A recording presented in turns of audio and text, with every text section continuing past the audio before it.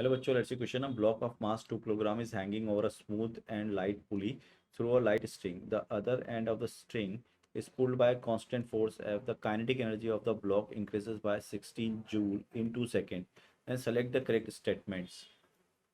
तो बच्चों अगर अपन यहाँ से देखें तो बेसिक कॉन्सेप्ट क्या हो जाएगा. यहाँ पे अगर अपन की कॉन्सेप्ट ले लें तो की कॉन्सेप्ट हो गया आपके पास, that is either you can use the energy conservation और work energy theorem.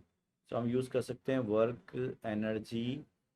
Theorem work energy theorem for block pulley system.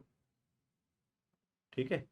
तो अब अगर ब्लॉक पुली सिस्टम की बात करें तो आपका टेंशन फोर्स तो इंटरनल बन जाएगा, तो उसमें तो अपन को इशू है ही नहीं कुछ भी.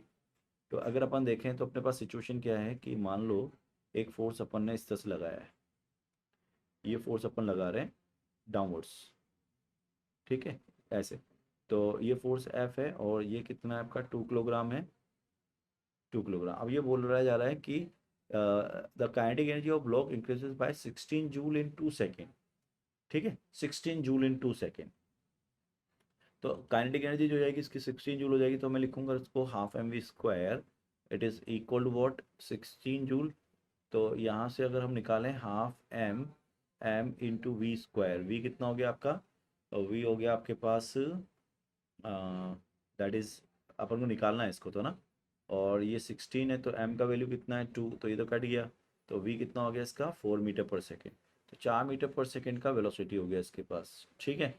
अगर 4 मीटर पर सेकेंड का वेलोसिटी हो गया तो अब अगर अपन यहाँ से करें तो अपन ले लेंगे change in kinetic energy half M V square is equal to what work done by the force F into S and minus of M G into S.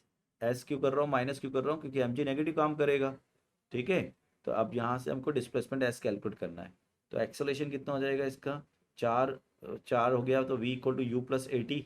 तो A equal to V by T यानी कि 4/2. तो 2 metre पर second square इसका क्या हो गया acceleration हो गया. तो डिस्प्लेसमेंट कितना हो गया half of A T square. तो हाफ ए इंटू टी स्क्वायर. टी कितना है आपके पास 2 का होल स्क्वायर 4 हो गया. तो डिस्प्लेसमेंट 4 मीटर हो गया. ठीक है. अब यहाँ से इस चीज़ को कैलकुलेट कर लेते हैं अपन. तो half M V square sorry. तो ये आपका 16, ये हो गया आपका 16. ठीक है. And that is F into S. F कितना है आपका निकालना है वो तो हमको.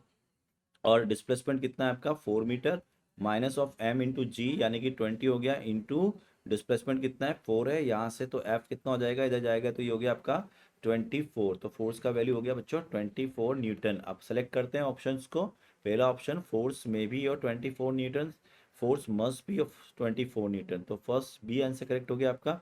Potential energy must be increase. Potential energy में भी में इंक्रीज. अब अगर पोटेंशियल एनर्जी की बात करें तो क्या, अगर हम बात करें तो पोटेंशियल एनर्जी क्या होगी, बढ़ जाएगी.